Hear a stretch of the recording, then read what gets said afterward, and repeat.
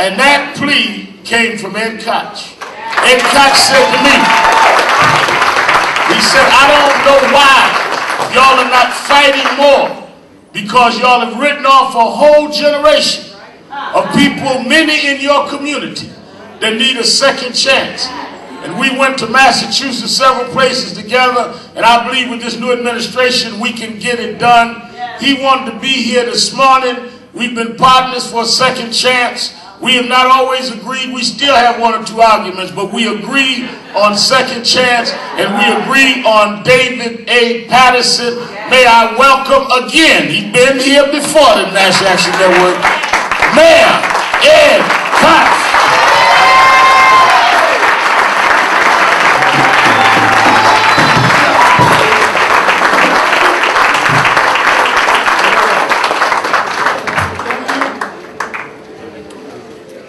I want you to know that Al Sharpton and I go back a very long time.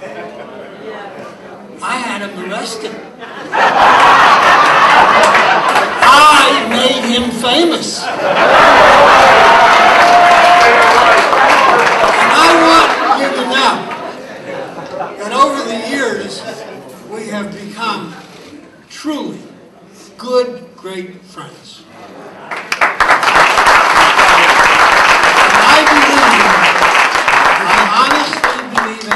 Elsewhere, not just here, that he's one of the ablest leaders, black or white, in this country.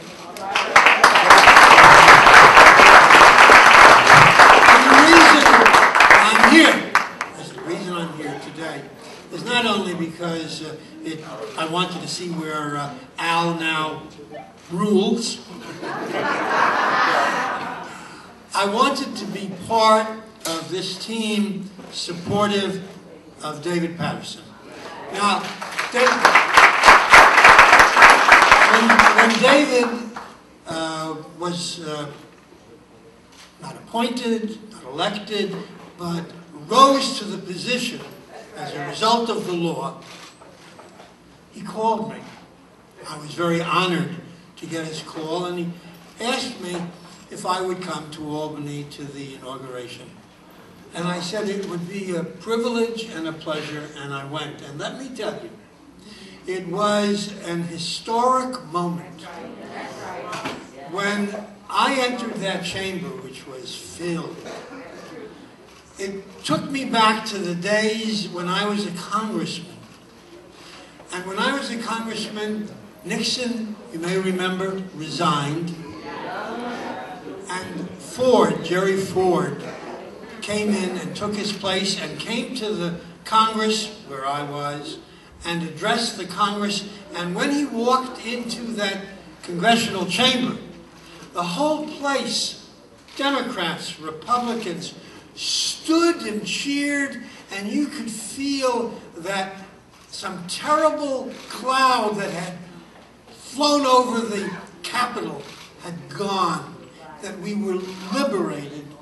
And I had that same feeling when David entered the chamber and the place erupted in enormous applause.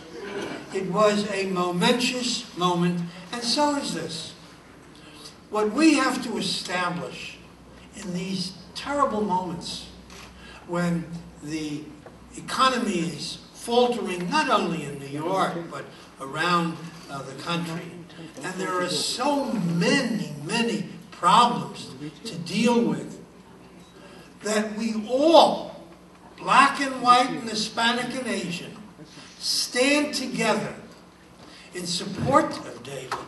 And David is part of what I have always referred to as public service, the noblest of professions. The noblest of professions. And what is interesting is that David's father, Basil Paterson, served as a deputy mayor in my administration. And David comes from one of the noble families of the city and the state of New York. He will make us proud. Thank you.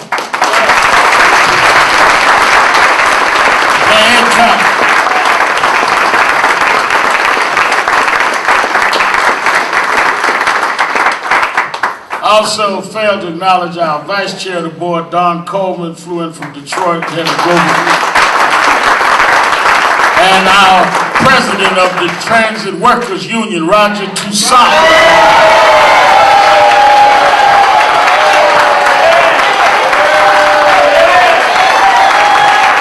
As well as the Assemblyman from the Bronx has just arrived. Give him a hand, Ruben Diaz Jr.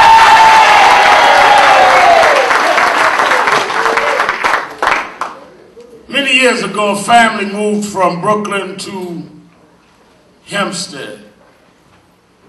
They wanted to provide their children with a better education, and fortune provided them the income to try, as many of us have, to go in communities that may give us a better way of raising our children.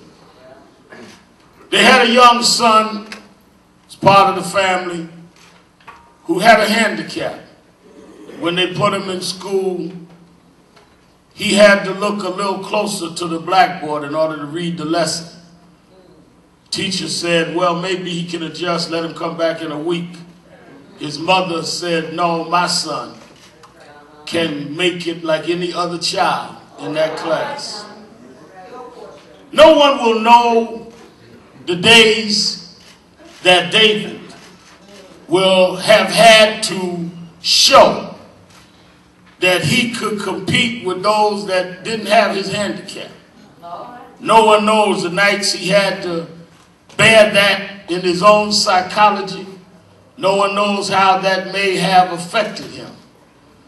But it all made sense last week when the state of New York needed somebody that could reach past the pain and reach past the confusion. Somebody that knew how to handle handicaps and shortcomings and lead anyhow. Somebody that know they may be laughing at you, they may be looking at you funny, but your job is to get the work done. Maybe God was preparing David growing up for the time that he would have to get this state past its handicaps and do the work that needed to be done. If there ever was a man that was raised and prepared to lead this state at a time that we are somewhere between confusion and trauma, is this man who said, let me tell everything I need to tell because it's time to move on. Because Bears and Stearns just sold for $2 a share. Because we have a record budget. And I want to get all the distractions out of the way. Because there are blue-collar workers in Erie County that need leadership. And there are businesses in Suffolk County that need leadership. And there are women in Harlem that's worried about their health insurance that need leadership. And I know it may hurt, I know it may be painful to some what we've gone through, but I've spent my life having to wander through the darkness, finding the light, and I'm going to bring this state back to the light. I bring you the light